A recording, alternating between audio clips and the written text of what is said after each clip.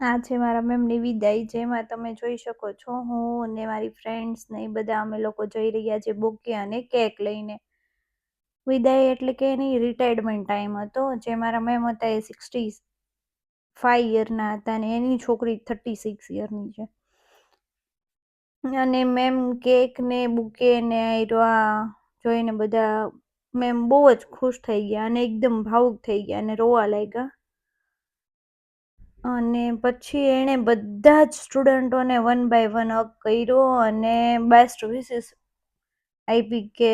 અને જે black tea shirt વાળા સર તમે જોવો છો એ અમારે સોમમંગળ હોય છે અને આયરા મેમ બુધ ગુરુ લેતા હતા હવે તો. અને અમારા ક્લાસમાં હું નાની એક જ સ્ટુડન્ટ છું કે જે 26 યરની છું, બીજા બધા 36, 46.